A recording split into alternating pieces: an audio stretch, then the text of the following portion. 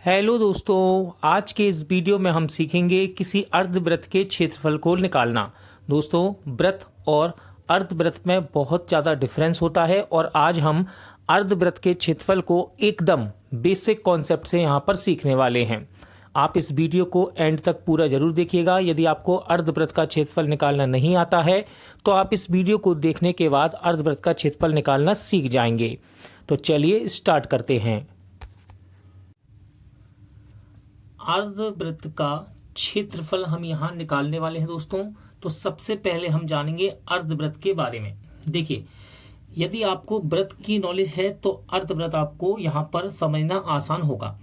देखिए, जैसे कि मैं यहाँ पर एक वृत्त बनाता हूँ, ये है एक वृत्त, ठीक है।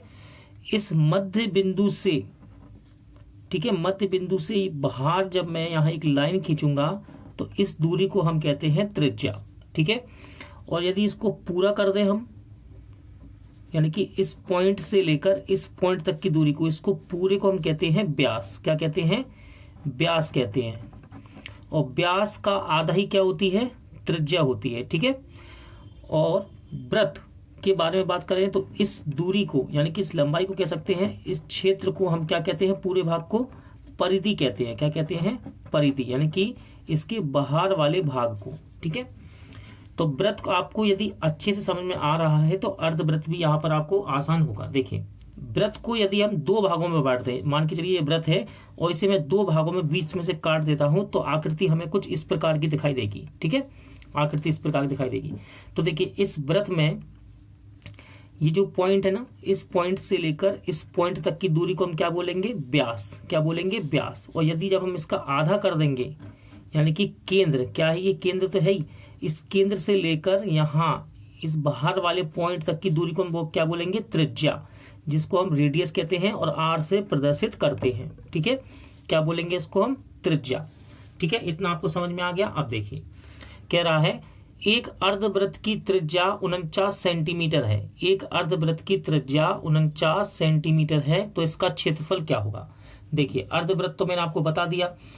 इसकी त्रिज्या कितनी दे रखी है? ये दे रखी है आपको 49 सेंटीमीटर, ठीक है।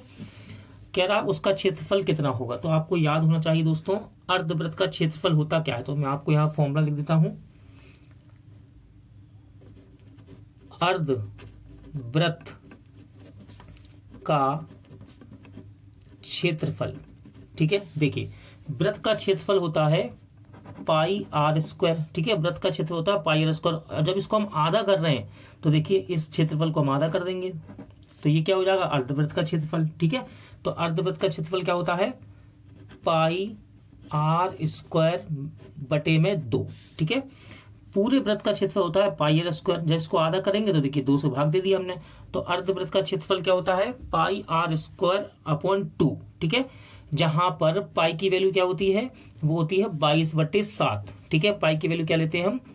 पाई की वैल्यू लेते हैं 22/7 या फिर 3.14, दोनों में से किसी एक को ले सकते हैं, ठीक है। तो अर्धवृत्त का क्षेत्रफल होता है पाई आर स्क्वायर अपॉन 2। तो देखिए, यहाँ पर मान रखेंगे, बस केवल पाई का मान रख देंगे। पाई का मान कितना होता है? 22/7, ठीक है। यहाँ पे इंटू है, इंटू में आर स्क्वायर, यानी कि त्रिज्या का स्क्वायर। त्रिज्या कितनी है? 49, ठीक है, 49। और ये कितनी बार स्क्वायर है ना, तो इसमें 2 बार लिख लूंगा इसको मैं। 49 बटे में कितना है? 2। बस आपको इसको सॉल्व करना है। काट लेते हैं। देखिए, 7 7 49, ठीक है। 2 के पार से ये कट जाएगा कितनी बार? 11 बार।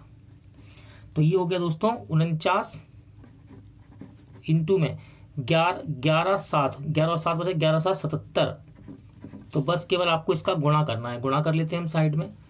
49 गुणे 77, 7 9 63, हासिल 6, 7 34, इसी को यहाँ लिख दीजिए 3773।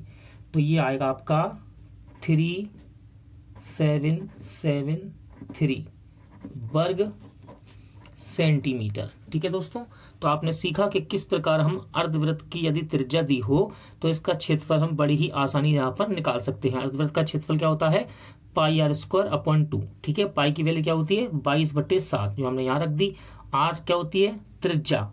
इस केंद्र से लेकर बाहर तक की दूरी को, इस दूरी को हम बोलते हैं त्रिज्या, और पूरे को क्या बोलते हैं व्यास। व्यास का आधा ही क्या होती है त्रिज्या।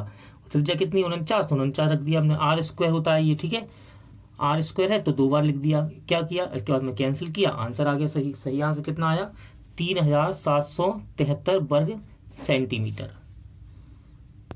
दोस्तों आज का वीडियो यहीं एंड होता है। उम्मीद करता हूं आपको ये कॉन्सेप्ट समझ में आया होगा। अर्धवृत्त की क्षेत्रफल हम किस प्रकार निकालते हैं। वीडियो अच्छा लगा हो तो प्लीज वीडियो को लाइक और शेयर जरूर कीजिएगा, और यदि अब तक आपने हमारे चैनल को सब्सक्राइब नहीं किया है तो प्लीज चैनल को सब्सक्राइब जरूर कीजिएगा। पूरा वीडियो देखने के लिए धन्यवाद।